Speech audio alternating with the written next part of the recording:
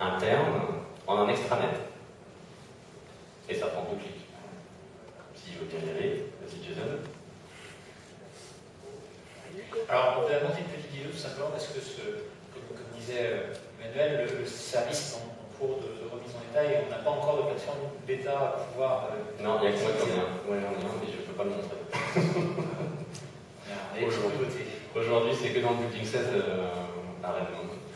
Mais ce sera bientôt disponible. Donc en fait, là, ce qui montre, c'est voilà comment il bascule en mode extranet. Donc vous avez une connexion site, vous voulez la transformer et l'ouvrir parce que vous voulez faire de la collaboration avec des gens externes sur les données qui sont dans cette connexion site. Bah voilà, un clic. Ah, il l'a pas fait. Bah, il le fera pour l'autre, je crois. Et du coup, vous pouvez inviter des utilisateurs dans des groupes SharePoint avec leur live ID dès que vous avez cliqué extranet. Il veut bien. Qu'est-ce qu'il montre ensuite? Il montre les administrateurs et le quota. Voilà, donc ça c'est typiquement le type d'interface vers lesquelles on souhaite aller, c'est-à-dire avoir une expérience pour vous avec un SharePoint 2010 qui soit en ligne ou qui soit chez vous, très similaire. On vous a montré tout à l'heure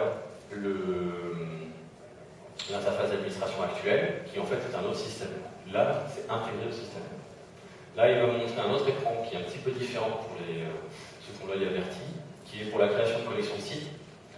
Vous avez accès à l'URL de votre collection de sites, sachant que les collections de sites pour les amateurs techniques sont toutes créées en mode Rust-Eder. Donc, en revanche, vous voyez que le nombre de modèles est beaucoup plus important que sur ce qu'on vous a montré tout à l'heure. En gros, vers pratiquement tous les modèles.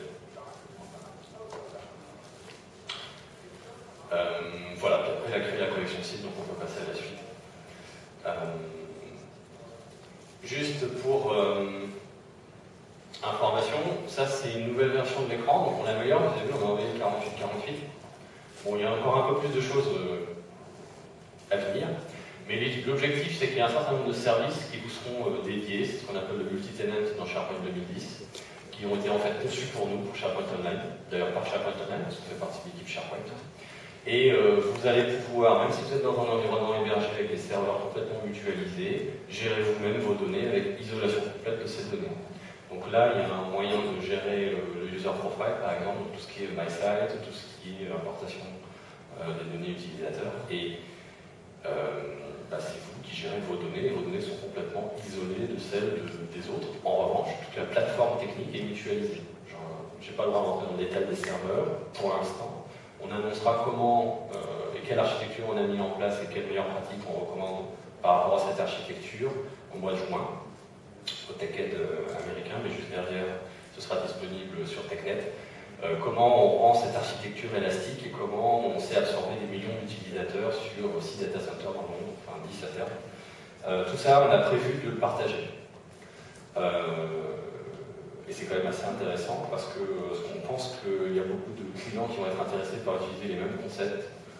Parce qu'on s'est rendu compte que des gens qui se sont retrouvés avec des salles très peu utilisées, comme ça a été notre cas à un moment, il y en a un certain nombre. Ici, c'est la présentation horrible, donc à ne pas regarder, mais ce qui est intéressant, c'est la comparaison des fonctionnalités de SharePoint Online standard tel qu'il existe aujourd'hui. C'est la partie rouge foncé. Telle qu'elle va arriver en gros à l'automne, c'est la partie verte. Donc vous voyez qu'on a quand même fait un gros effort pour rajouter un grand nombre de fonctionnalités.